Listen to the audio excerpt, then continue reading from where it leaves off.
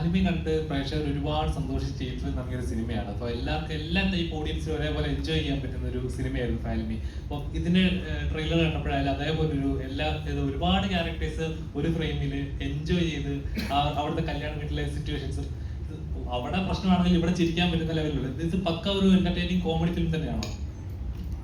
അതെ, ഒരു എന്റർടൈനർ എന്ന് മാത്രമല്ല, അതിനകത്ത് ഇത് ഒരു സാൻജോ ജോസഫ് എന്ന് പറഞ്ഞ ഇതിൻ്റെ ഒരു കോൺസെപ്റ്റ് ഡെവലപ്പ് ചെയ്ത ആളുടെ വീടിനടുത്ത് നടന്ന ഒരു സബ്ജക്റ്റാണ്. അപ്പോൾ ആ സബ്ജക്റ്റ് നമ്മളെടുത്തിട്ട് ഞാനും സാൻജോ ആൻഡ്രാജും കൂടെ ഡിസ്കസ് ചെയ്ത് അതിൽ ഒരുപാട് ക്യാരക്ടേഴ്സിൻ്റെ ഒരു റോളർ കോസ്റ്റർ ഇമോഷൻസ് ആണ്. എല്ലാവരും ഓരോ ടൈമിൽ ഫ്ലിപ്പ് ആയിക്കൊണ്ടിരിക്കും. അതിൻ്റെ ഒരു ട്രാവലാണ്. അതിൻ്റെ ഇടയിൽ ഞാൻ എല്ലാ ഇമോഷൻസും പോകുന്നുണ്ട്.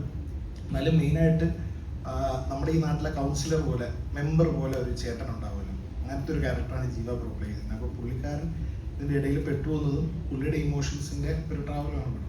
ശരിക്കും അത് കണ്ടപ്പോ ഫസ്റ്റ് മൈൻഡിൽ തോന്നിയത് നമ്മുടെ മലയാളത്തിൽ ബിജുമോഹൻ ചേട്ടൻ അഭിനയിച്ച വെള്ളിമൂങ്ങ, അതൊക്കെ സിനിമകളുണ്ടല്ലോ. ഒരു നാട്ടിൽ ഒരു പാർട്ടിക്കാരനെ ഹൈലൈറ്റ് ചെയ്യാൻ ശ്രമിക്കുന്നതും അവൻ ആ നാട്ടിലെ എല്ലാം ആണെന്ന്. അപ്പൊ അതുകൊണ്ട് ഇത് മലയാളത്തിൽ ചിലപ്പോൾ ചെയ്തു കഴിഞ്ഞാൽ ഈ റെഫറൻസ് ഒക്കെ ആളുകൾ അങ്ങനത്തെ മൂഡല്ല, അത് കംപ്ലീറ്റ്ലി വേറൊരു ഫോർമാറ്റ്. അത് ഇതിന്റെ കോൺസെപ്റ്റ് കംപ്ലീറ്റ്ലി വേറെ. മലയാളത്തിൽ അത് അന്ന് ചെയ്യാൻ പറ്റിയില്ല, ട്രൈ ചെയ്തായിരുന്നു, പക്ഷെ അന്ന് ചെയ്യാൻ പറ്റാതായപ്പോൾ അത് അത്രയും വർക്ക് ചെയ്തിരുന്നു അതിൽ. പിന്നീട് ഫാലിമിയിലേക്ക് പോയത്. கிரியேட்டிவ் ப்ரொடக்ஷன்ல உங்களோட பேர் பார்த்து சொல்லுங்க. எப்படி இருந்தது அந்த? சூப்பர் கிரியேட்டிவ் ப்ராசஸாக இருந்தது. ஸோ என்னோட creative process is nothing but buying local food, biryani, jigarthanda, பீடா, இந்த மாதிரி அவர் கூட சேர்ந்து நிறைய விஷயங்கள் பண்ணோம். பட் கிரியேட்டிவாக எல்லா பீப்புளையும் ஒன்றா சேர்த்தோம் நாங்கள். ஸோ ஒன்றா சேர்த்து இந்த ப்ராஜெக்டை பண்ணோம். இவங்களுக்காக நிறைய இடத்துல போய் துபாயில் வந்து நிறைய நாங்கள் உட்காந்துருக்குறோம் to convince the producers and other stuff. So yeah, so part and parcel. Sir இப்போ வந்து மலையாள ஃபிலிம்ஸில் அதர் லாங்குவேஜில் இருக்கிற எல்லாரும் ஒரு ரொம்ப ப்ரேஸ் பண்ணுறாங்க. But years back you did Malayalam film. So இப்போ பார்க்கும்போது எவ்வளோ சேஞ்ச் வந்திருக்கு மலையாள ஃபிலிமில்? மலையாளம் ஃபிலிம் தான் எப்பயுமே சேஞ்ச் கொடுக்குறவங்க. ஸோ நாங்கள் நிறைய நான் இட்ஸ் நாட் ஓன்லி கீர்த்தி சக்கரா டைம்லேருந்து நான் மலையாள படம் பார்க்கல. நான் எங்கள் அப்பா வந்து சூப்பர் குட் ஃபிலிம்ஸில் வந்து சூப்பர் குட் ஃபிலிம்ஸ் படம் ஆரம்பிக்கிறதுக்கு முன்னாடி 82லேருந்து 90 வரைக்கும் எல்லாம் கல்ஃப் கண்ட்ரியில் இருக்கிற பெரும்பாலும் அவுட் ஆஃப் 100 ஃபிலிம்ஸ் ஒரு 95 ஃபிலிம்ஸ் எங்கள் அப்பா தான் எல்லாம் துபாயில் இருக்கிற கல்ஃப் கண்ட்ரியில் இருக்கிற எல்லா படங்களுக்கு வந்து அவர் தான் டிஸ்ட்ரிபியூஷன் பண்ணுவார்.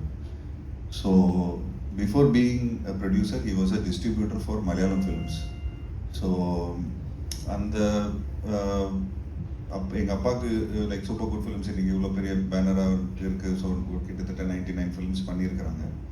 ஸோ இந்த 99 ஃபிலிம்ஸ் பண்ணுறதுக்கு முன்னாடி ஃபஸ்ட்டு எக்ஸ்பீரியன்ஸாக பார்த்துட்டிங்கன்னா மலையாளம் ஃபிலிம் டிஸ்ட்ரிபியூஷன் பண்ணி தான். So then slowly we got in to Tamil films and ஏன்னா we basically from Chennai.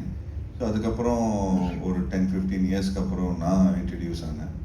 So அதில் எனக்கு வந்து கீர்த்தி சக்கரா படம் வந்து பேசிக்லி தமிழ்நாட்டில் வந்து ஆர்மி ஃபிலிம்ஸ் பெருசாக அந்த டைம்லலாம் வரல. இப்போ கூட எல்லாம் நிறைய ஆர்மி ஃபிலிம்ஸில் இப்போ அமரன் படம் தான் நல்லா போயிருக்கு. மற்றபடி தமிழ் சினிமாவில் வந்து ஒரு 3 விஷயம் ஒர்க் அவுட் ஆகுதுன்னு சொல்லுவாங்க. ஒன்று ஆர்மி ஒர்க் அவுட் ஆகுதுன்னு சொல்லுவாங்க, ஒன்று ப்ரெஸ் சம்மந்தப்பட்ட விஷயங்கள், ப்ரெஸ் சம்மந்தப்பட்ட விஷயங்கள் எதுவும் ஒர்க் அவுட் ஆகுதுன்னு சொல்லுவாங்க, கிரிக்கெட் சம்மந்தப்பட்ட விஷயம் எதுவுமே ஒர்க் அவுட் ஆகுதுன்னு சொல்லுவாங்க. பட் நான் எல்லாமே பண்ணியிருக்கிறேன். ஆர்மி ஃபிலிம் பண்ணேன். How can we why is it not working, why can't we do it அப்படின்னு சொல்லி தான் எடுத்து பண்ணேன். ஈவன் வித் கோ ப்ரெஸ் ஃபிலிம் சார் அது எப்படி சார் ஓடும், ஊமை விழிகள் சார் அப்படி இப்படிங்கிற மாதிரி தான் பேசுவாங்க. அந்த படம் மட்டும்தான் சார் நான், மற்றபடி ப்ரெஸ்ஸில் வந்த ஃபிலிம்ஸ் எல்லாமே பெரிய இதெல்லாம் போனதில்லை, கிரிக்கெட் பெருசாக போனதில்லை சார் அப்படின்னு. ஸோ ஐ டிட் 83 மாதிரி ஒரு ஃபிலிம். ஸோ இந்த எந்த ஜானர்ஸ்லாம் பண்ணக்கூடாது அப்படின்னு ஒரு இதாக இருந்ததோ அது இன்னைக்கு சேஞ்ச் ஆயிடுச்சு. ஸோ அதில் வந்து ஏதோ ஒரு விதத்தில் பின்ன ஸ்டெப்பிங் ஸ்டோன். அண்ட் கீர்த்தி சக்கரம் ஆப்வியஸ்லி மறக்க முடியாத ஒரு படம். ஸோ த மொமெண்ட் எனக்கு இந்த மாதிரி ஒரு ஆர்மி ஃபிலிம் எனக்கு வருதுன்னு சொன்ன உடனே அந்த ப்ரொடியூசர்ஸ் வந்து first whoever wanted to produce a Malayalam film அது ப்ரொடியூஸ் பண்ணல, they did another film, they opted out. So நாங்கள் அந்த படத்தை ப்ரொடியூஸ் பண்ணோம். So we came here, we shot in Kashmir for like 37 days.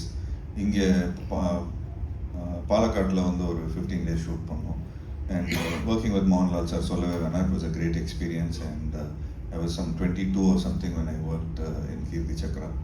So and the whole experience was still இன்னும் கண்ணுக்கு எதிர்க்க